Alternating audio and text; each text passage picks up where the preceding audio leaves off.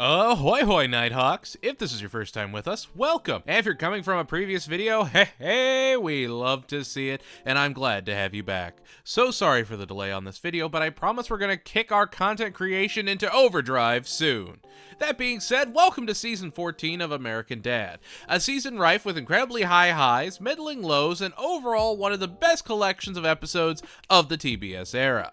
The season as a whole has a creative and experimental vibe that you wouldn't expect of a show 14 seasons in. How do you explain a season that has the iconic juxtaposition of something like rabbit ears against wild women do? Make sure your monitor is clean and don't use chlorine. It's time to talk about Season 14.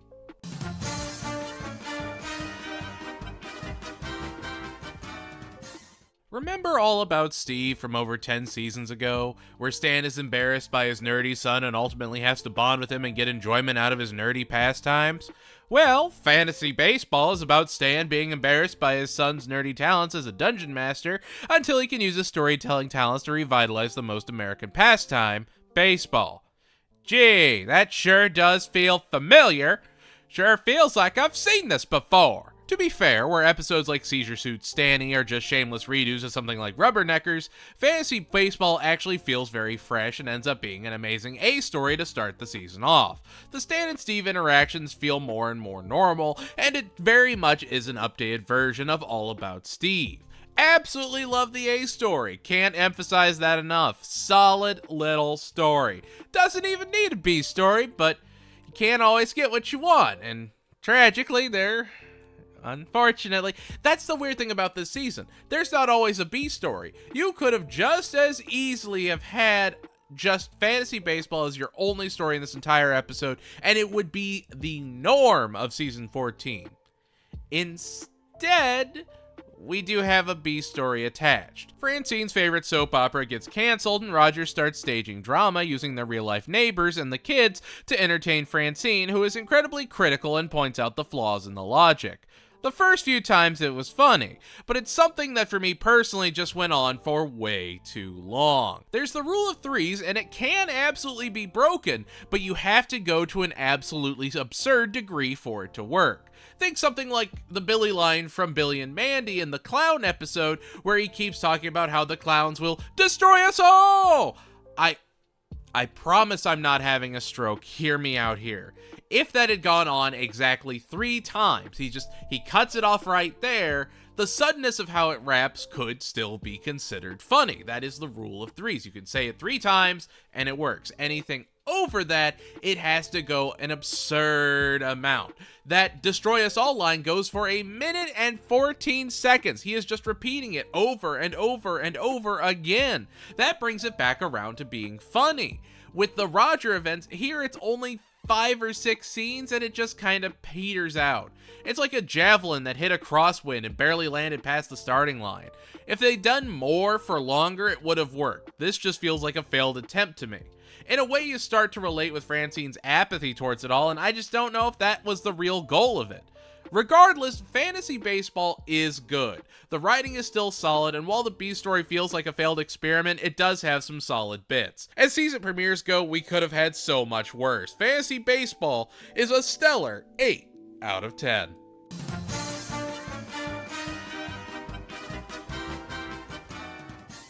I can say that I have a higher palate for comedy than the average person, and that if anyone watched me watching I Am the Jeans, they'd know I was a stone-faced liar. This is one of the absolute dumbest episodes of American Dad. Everything about it is utterly absurd, and yet I absolutely love it. I laugh so hard I cry every time I watch it.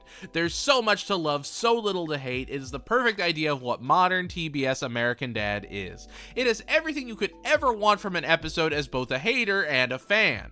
You want to mock the series and say it's horrible? Boy howdy, an episode where Francine helps Roger as Gina Lavetti get her jeans on a shopping network sure does sound pretty horrible, doesn't it? But if you actually watch it, it's one of the best Francine and Roger episodes ever. Remember in the last episode where I just went on that weird little tangent about how the B story failed to live up to the standards set by a Maxwell Adam cartoon? There's a B story to I Am the Jeans. A B story I would say is one of my favorite of the entire show.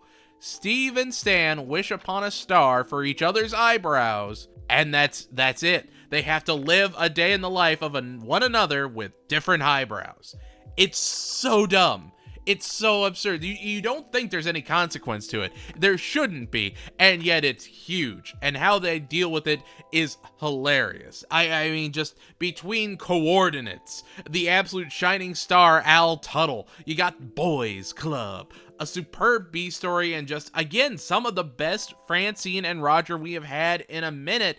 This is just a perfect episode. It's a 10 out of 10 that doesn't miss. It knows what it is, who it's for, and it shines because of it. This is the perfect late night American Dad episode. This is what American Dad should always be.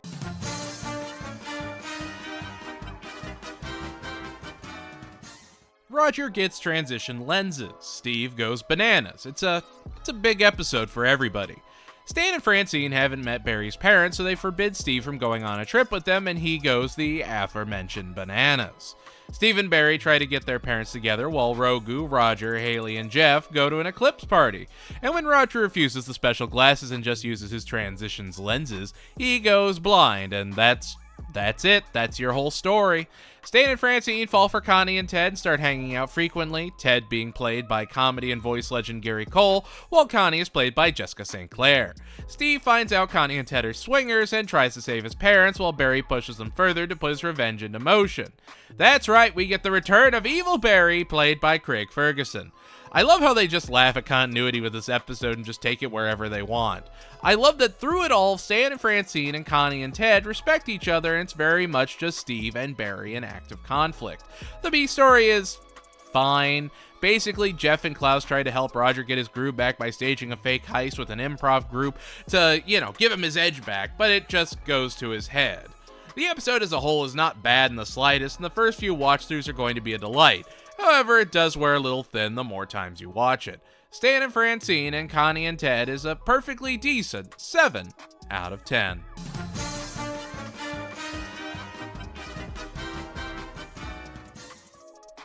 Okay, look. If there was one hurdle to this video, if there was one hurdle to this entire project that I took on, it would be knowing I have to talk about rabbit ears. Knowing I would have to do an episode like Rabbit Ears justice. It's a daunting task. The episode opens with Stan finding an old TV and Roger finding a crib and some old diapers. This is where we have our fork in the road. On one path, we have Roger deciding to be a baby and has the family take care of him, and it's so laughably forgettable it's almost sad. And on the other, we have a story that rivals some of the best episodes of The Twilight Zone. Stan gets obsessed with a show called Nighthawks Hideaway, an old black and white lounge interview show hosted by Alistair Kovacs, played by, and this is true, Chris Pine. Yeah, Wonder Woman in Dungeons & Dragons, Chris Pine. Fun fact, he's actually done voice acting in the past, both in larger movies like Jack Frost and Rise of the Guardians, but also in much underappreciated series like Supermansion alongside Bryan Cranston. Supermansion really was a Crackle original that deserved to not be a Crackle original, in no small part to Chris Pine's performance. And the wild thing about Dr. DeViso and Alistair Kovacs is that you can't really hear Chris Pine in their dialogue. He's there, you know it's him, but he puts so much passion into voice acting that you wouldn't expect of an actor of his high caliber, and it makes projects he's in absolutely shine. If Alistair was played by, say, Scott Grimes or Seth MacFarlane, it would be missing the element that Chris Pine brings in. You feel that almost foreign tension. He feels like this imposing, sleek presence, and Stan is just utterly engrossed in Nighthawks Hideaway because of it. When he can't find any history of the show ever existing, he runs into Tuttle, who is also hunting for the truth about Nighthawks, and the two get sucked into the TV and onto the Nighthawks set. They visit the Roger as a baby bit like twice throughout the entirety of the episode because they know it's not the main focus. The episode transitions to grayscale when they go into the TV, there's an ambiance set by the jazz, and while they could make it this big, say, Freddy Krueger hellscape, they don't. They keep it simple. The entire Nighthawks A story could have been live action. It could have been a real episode of The Twilight Zone, and it feels like such a loving homage, it's crazy. Sure, you'll have things like, there's a gremlin on the plane tearing out the wing, you've got to believe me references. You've seen those references in things like The Simpsons and Family Guy and whatever. But here, they are willing to go that extra step, even reenacting different camera shots you would see in Twilight Zone episodes, cutting away to show very brief, very cheap props that, again, because it's animated, they didn't have to include. They took that extra time to make it feel special. They took that extra time to elevate it. Rabbit Ears is so perplexing in an era of Treehouse of Terror, and there really isn't anything else to compare it to. That's the thing. There's nothing else to compare Rabbit Ears to. Rabbit Ears is something you don't expect from American Dad. It's something you don't expect from a lot of adult animation. I would expect something like Rabbit Ears from something like Spawn, like Todd McFarlane's Spawn on HBO. Not here. Rabbit Ears is a chilling 10 out of 10 that is perfect for a ghoulish Halloween watch. Between an absolutely stacked cast, including the return of Ed Asner, a beautiful soundtrack, and a creativity second to none on full display, there's just really not a ton outside of the Baby Roger bits to hate, and even those are short-lived. The episode isn't trying too terribly hard to be funny, and it shines because it's not jamming a joke every 30 seconds. American Dad lets this idea breathe, which is very, very ironic.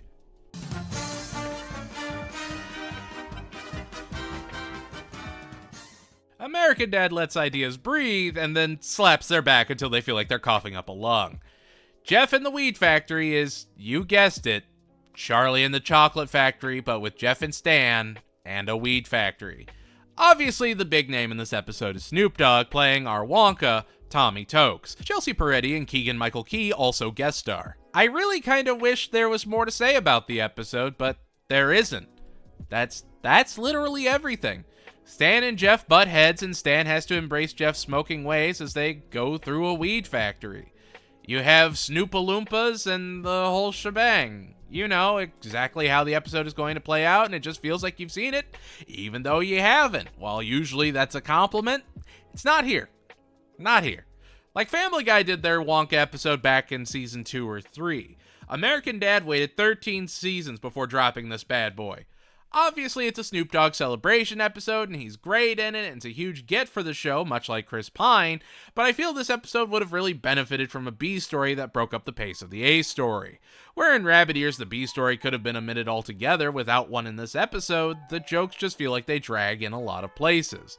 The thing that makes things like Cheech and Chong movies or series like Aqua Teen Hunger Force work as stoner comedies is their use of dialogue and quick jokes. You can't linger on things for too long. You have to snap to the next joke. And when you're doing an homage to those things, but then leave long lingering jokes, they just get annoying.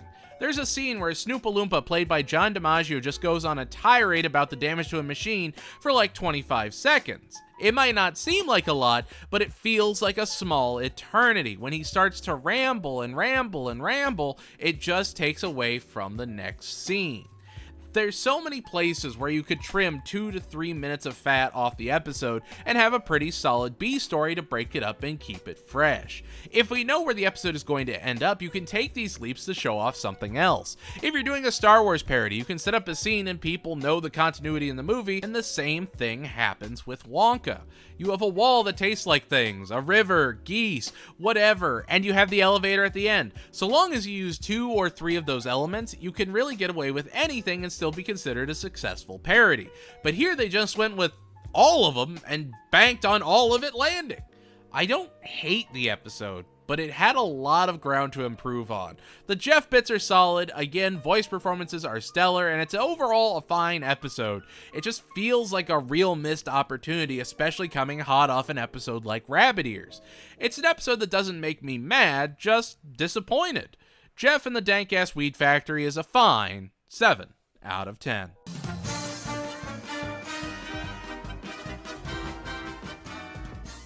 If ever there was a more important lore episode to American Dad, I haven't found it.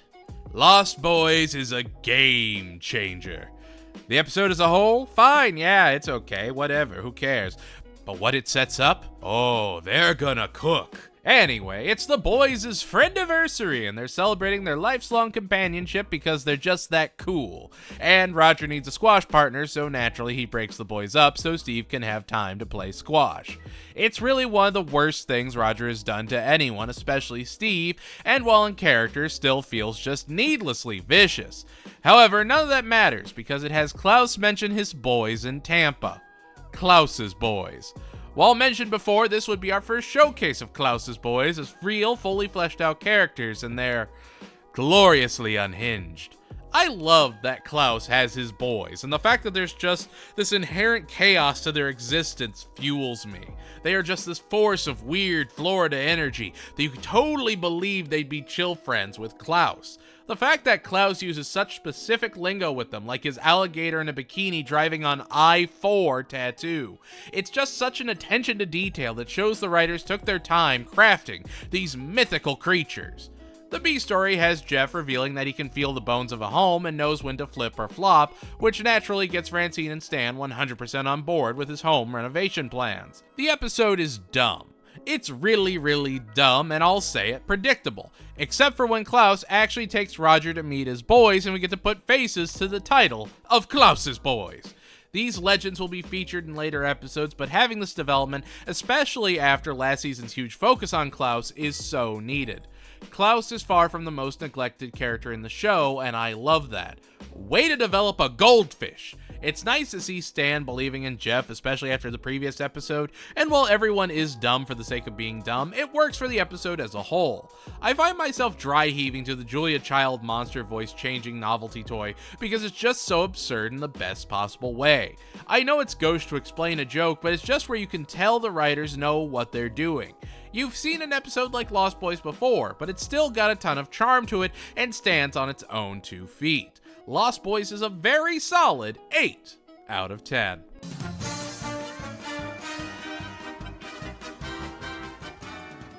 Steve is a scaredy cat. We all know this. Stan decides to break him of his scaredy cat ways and has him go out and hunt a shark, played by Roger.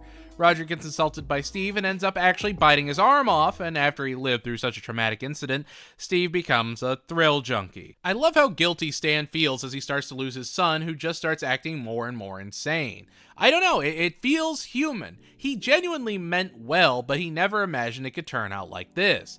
Then, when Steve gets his arm back, he decides to still try and make his dad proud, ultimately leading to Stan and Steve water jet packing to get lifted into the sunset. That's the A story, and for what it is, it absolutely shines. It all feels completely believable and is a great showcase of Steve as his own character that we haven't gotten in a minute. And if it was just that, if it was just the A story, the episode would be a solid 8 out of 10. But the B story makes this one of the best episodes of the season. We see Danuta, Haley's friend, and she starts to ask about Klaus's situation, thinking he's cute. We get to see Klaus freak out as he tries to play it cool. A chilling voicemail. Some absolutely fantastic Haley and Klaus writing that makes him feel truly insane. The carnival at the end is so tense in the best possible way, and it just keeps showing how Klaus has grown into an unhinged force. We also get the return of Jurgen. Shark is terrific and really should be appreciated, not only for how well the writers understand the characters this far into the show, but also for just some amazing jokes and an overall phenomenal 21 minutes.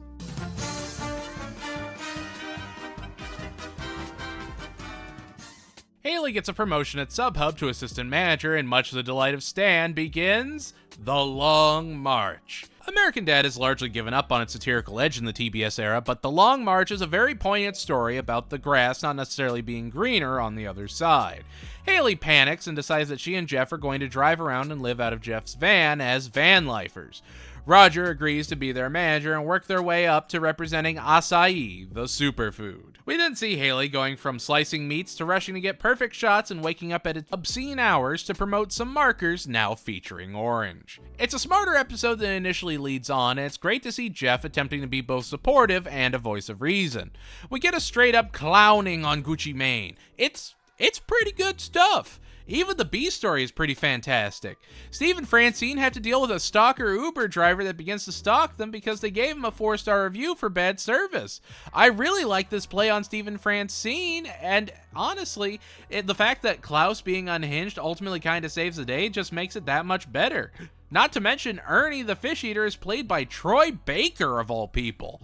The Long March really is just a well-rounded American Dad episode that is something for everyone. The influencer commentary, while obvious, isn't beating you over the head. There is something to take away from Haley the character and Haley the symbol. What Haley represents, there's satire and there's commentary to it, but you also understand that Haley is starting to respect a retail lifestyle, having to go to work, go to home, go to work, go to home.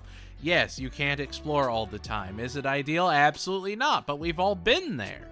And it's a very respectful approach to it. It could have been worse. And overall, I mean, the episode is a 9 out of 10 that could only come out 14 seasons in.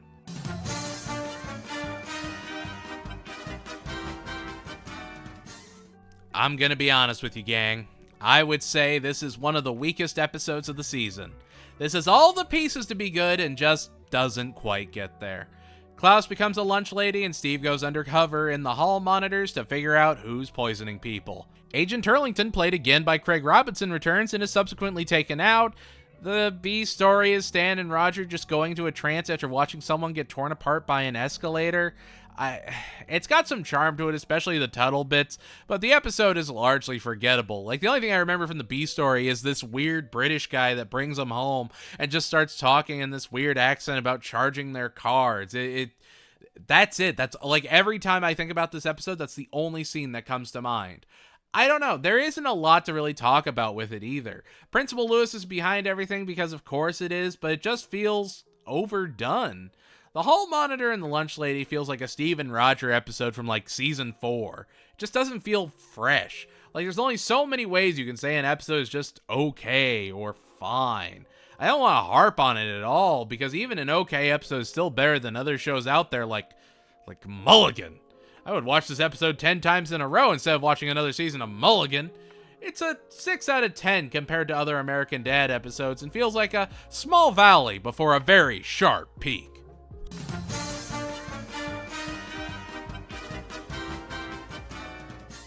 Jeff agrees to take Francine out for a date night when Stan gets into the Shaquille O'Neal sleep apnea clinic. The B story is Klaus pestering Steve to watch his impressions video. Both stories are established right there in the cold open, and that's kind of the gem of this episode. At its very core, it's Jeff getting wild with Francine as she just embraces chaos, and Klaus just does horrible impressions. But on that basic skeleton is some of the most robust comedy of the season, which is an absolute stellar performance by Tom Kenny that truly shines. Wild Women Do is catchy. When Roger comes in as the cleaner, it feels natural and is handled great. I couldn't say the last episode was fine enough, but this episode is just another high peak of American Dad, and it's hard to explain other than it's Francine being able to go wild while understanding that Stan has those rules to keep her safe because he cares, and Jeff is just enforcing them because he cares too. It feels like you need the dynamic that these characters have had to do an episode like this well. This feels like a culmination of years of hard work and honed skills. Wild Women Do is a perfect example of TBS American Dad, much like I Am the Jeans, and shines from brilliant guest stars like Mark Hamill. Superb writing, and I'll say it, a brilliant job by Scott Grimes as the tortured Steve. Wild Women Do is a solid 10 out of 10.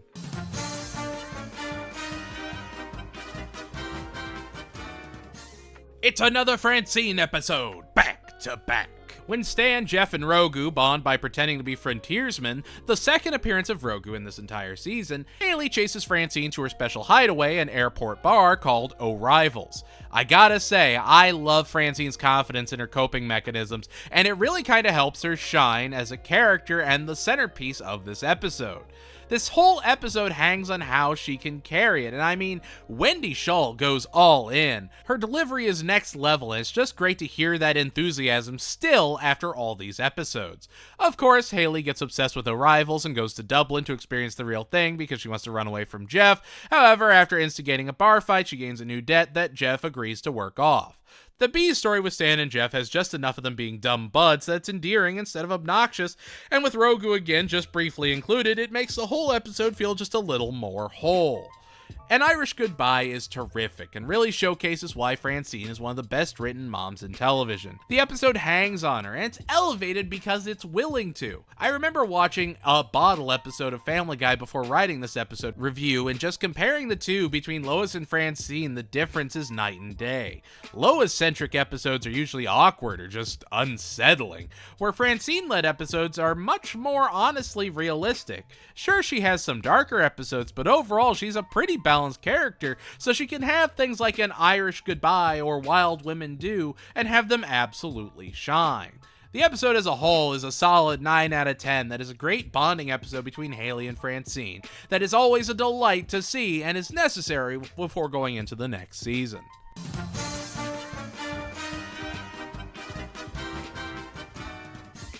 The season is rife with odd episodes, and Stomp Le Monde is no different. After an uncle leaves an inheritance, Stan uses the money to buy the rights to Stomp the musical and starts trying to sell it nationwide and reignite Stomp fever. They start scamming towns by pretending to put on a fake show, and when they get caught, they have to actually perform, and they're so incredible, they get taken to the Big Apple. There is no B story. There is no other narrative. It's just the family and Stomp. A lesser episode would buckle under the pressure of having to carry a full 21 minutes on its back, but I think this one pulls it off well. American Dad really thrives because it doesn't have anthology episodes like Family Guy, Futurama, Simpsons, or Bob's Burgers. They don't tell 3 half-baked ideas as one episode. Instead, they'll work on ideas until they're just surreal enough to keep your attention. At first, I wasn't a huge fan of Stomp Le Monde, but every trip to Sonic just gets better with age. It's an episode that grows on you, and when you become more and more familiar with it, you just zone out and appreciate the dumb comedy on display. It's a very sneaky formula, but it works for this amazing series, especially the New York bits where they're highlighting everyone's different lives. How Francine is working with Dick Wolf, how Steve has a much older girlfriend now, and how Haley's a tortured agent for Jeff, an artist. It's so weird and surreal based off Stomp of all things. Like, I can't explain to you how Stomp is just the most absurd Broadway musical ever created. It's very, I don't want to say it's an homage to Stomp. Don't want to say it's a celebration of Stomp, but it's a celebration of the weird life of stage plays. Stomp Le Monde is a solid 9 out of 10.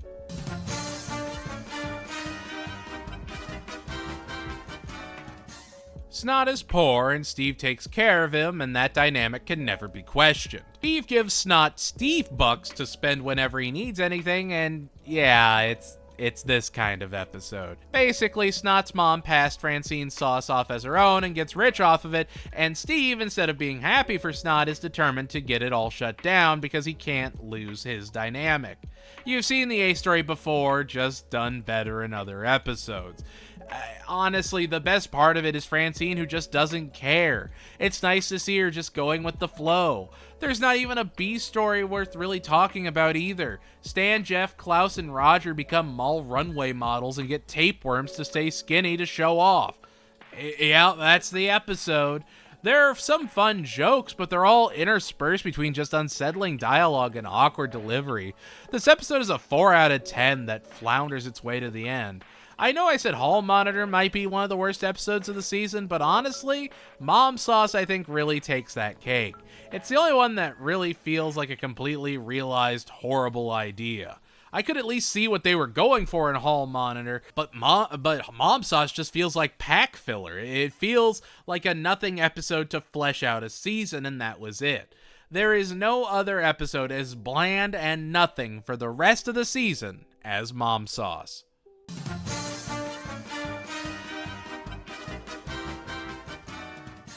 Stan has been gunning to move up in his prestigious ham club, and when Roger attends the funeral of a former member, he decides he wants to join, much to Stan's chagrin. Roger then starts rising as the ham club's most popular member. The B story has Francine deciding to scare Greg. American Dad shines in its simplicity. Again, a very easy episode to explain and set up, but it builds off that simple premise so well. You have Roger keeping the club poisoned on a restful lakeside resort trip juxtaposed with Francine just walking menacingly with an axe because she's never scared Greg. Maybe it's because it comes right after Mom Sauce, but American Dad just feels so revitalizing. It feels like you're at that resort eating tainted ham. Sharp jokes, Seth MacFarlane playing off of himself masterfully, and just overall dynamite writing makes it a 9 out of 10 episode. I gotta say, Fred Tatasciore has become an absolute cornerstone of American Dad voice actors. He shows up in a couple roles this episode even as the club president, and he just knocks it out of the park again and again. I mean, the man is in all kinds of projects and you probably never realize it without diving into it. He was in Royal Crackers, and I'm not gonna lie, hearing him made me keep watching the show. He was enough of a pull. American Dad takes advantage of the voice talent it has and really does something special with them. It's not really something you talk about much in other shows, but American Dad really is a celebration of the talents of everyone involved, and American Dad is a great example of that.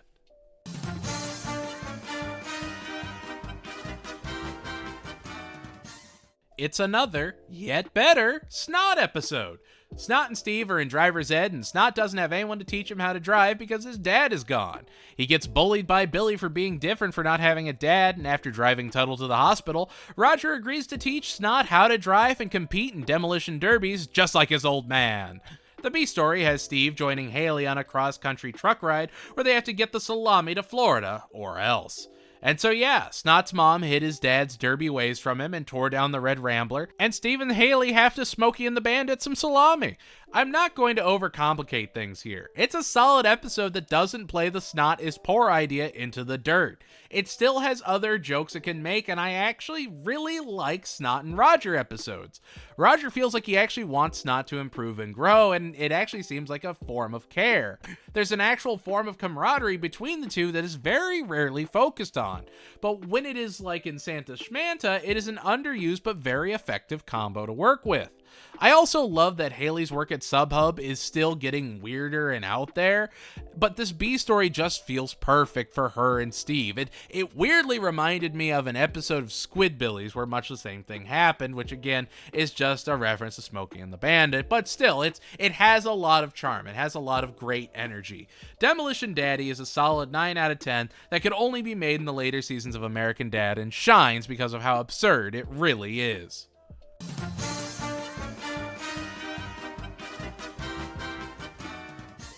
With just one class to go before she graduates from Groff, Haley is determined to fail so she doesn't have to move out of the house. However, Roger wants her room, so he enrolls to force her to pass the class. The professor for the class is played by Ken Marino, but the real star of the episode is Cheryl, played by the gold standard of voice acting, Kathy Najimy, who you'd probably recognize as the mom in the next series I plan on covering, Peggy Hill. Not only does she have an iconic voice, but she keeps a high-energy delivery that honestly helps maintain the tempo of the whole episode and feels like a needed element to make the rest of the episode work. Just hearing her say Yoshinoya beef bowl, I could hear her say that all day and I'd love it. The A story of Haley and Roger trying to outsmart each other is great, and while we've seen this story before, giving it an A story focus and length honestly I think was a super smart move, and I'm surprised we didn't see it sooner. Now, is the episode bogged down by a boring, dull B story or anything? Wildly, no, not at all. This is just a great all-around episode with a solid B story. The B story is Francine needing to trade her car back in and having a little ding that Klaus agrees to buff out, and so he turns the garage into a chop shop and gets to work. Again, it's more unhinged Klaus making a story work, but having Steve popping up here and there alongside him really seals the whole deal. It's just a 10 out of 10 episode that no matter where the focus lands, you're in for a great time. It keeps a solid tempo, and by the end, I was just genuinely feeling re-energized in this whole review. Just 4 more episodes to go, so let's finish strong.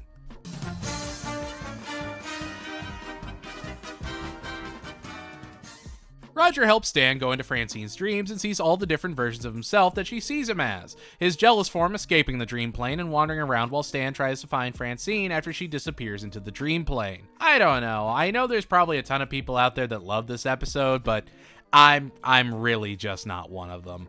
I'm sure it's just a personal taste kind of thing because all things considered, it has a solid message, good writing, it's a more cerebral idea than usual, and doesn't have a B story again, which that seems really odd. Everything on paper should lead to it being a pretty fantastic episode, and yet it just doesn't work for me. It feels like the issue of Stan being self-conscious has just run its course, and this isn't new or inventive enough for it to feel like it needs to exist. If it came out like 3 seasons ago, I think I would have liked it more, but as it stands, it's just perfectly okay. Jealous Stan also gets to just be a bit much. While he's based off Nosferatu, very obviously, and Clown Stan is funny, it reminds me of Adventure Time. It reminds me of when Finn goes into his own little dream world, and that was done much better. When you have things that come after really iconic episodes of shows, it's weird that they don't live up to that standard. It happens, it's fine, it's just not an episode for me. Personally, it's like a 6 out of 10, but I could argue critically it's closer to an 8 out of 10. It still has an emotional core, and you do still ultimately feel like Stan and Francine genuinely love one another, and sometimes you need that kind of friendly reminder that reestablishes the dynamics before heading into a very interesting episode.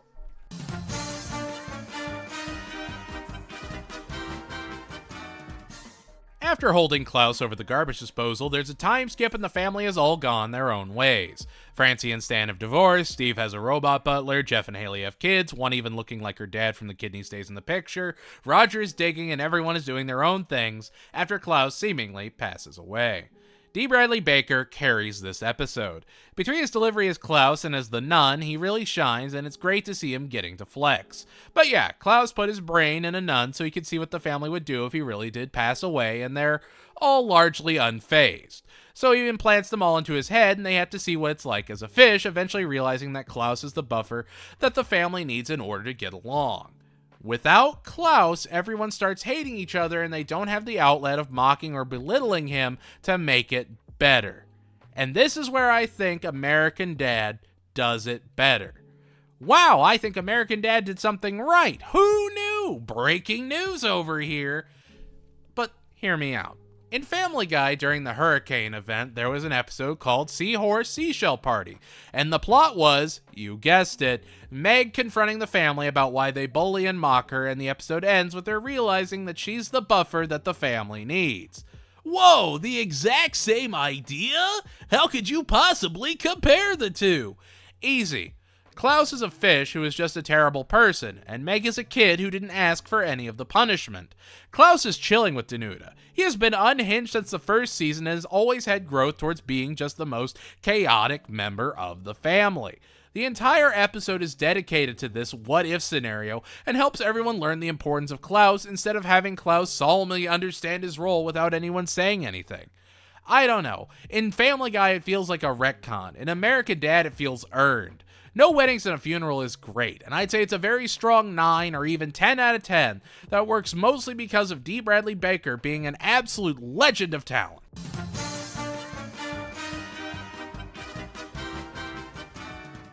Francine discovers that the family has secret snack times away from her because they can't stand her cooking. When Stan tries to escape their hideout, he gets a nail stuck in his brain that makes him an absolute piano-playing legend that the manager of Nordstrom, played by Paul F. Tompkins, absolutely adores.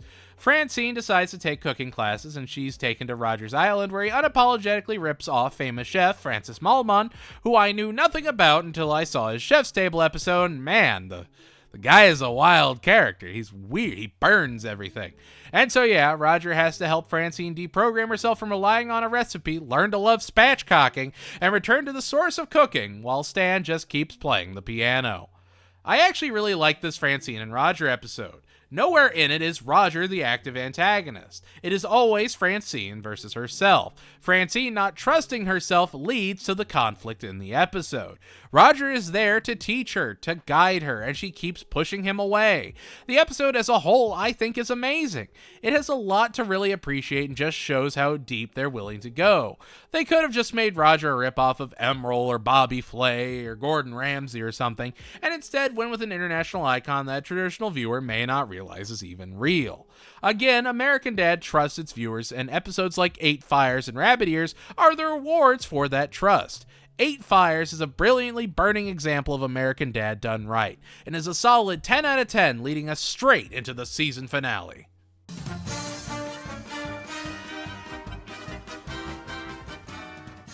We get a cold open featuring Billy and a curly fry and a globe-trotting adventure before we just dive on into a very straightforward season finale.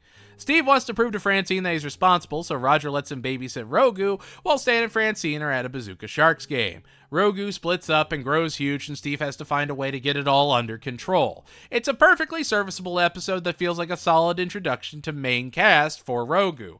This is the tipping point where he goes from a sometimes their family member to a full-on force that we'll get to see entire A stories later on in the series based on. It's much akin to joint custody, showing that Jeff can handle a full story of himself and really works as a proper introduction. The hand that rocks the Rogu shines because of a Scott Grimes and D. Bradley Baker. They deliver their lines perfectly, and while it feels like an homage to the monster movies of the 80s and 70s, it still very much has an identity all its own. It's not like it's just Adventures in Haley sitting retooled. Here, Steve is actually babysitting an alien, so they have more freedom to go wild and weird with it. It's a solid way to wrap an already surreal season full of experimental episodes. The hand that rocks the Rogu isn't the best season finale or even the best episode of the season, but it's far from the worst. It knows what it is and just lets it be Goofy Boy and his alien shenanigans. The hand that rocks the Rogu is a perfectly serviceable 8 out of 10.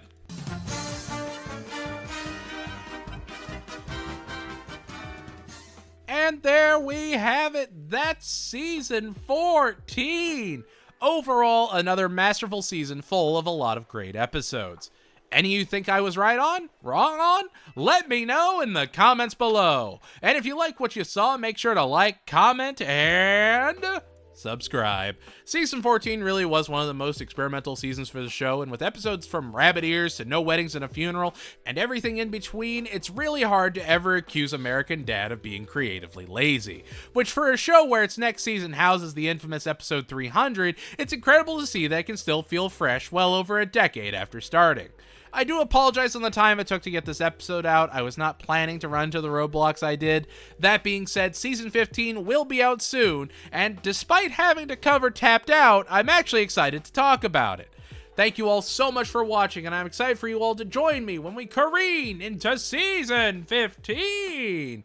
Goodbye, everybody. Stay strong, keep fighting. Even if you just woke up this morning, know I'm proud of you. You got this, and I'll see you next time.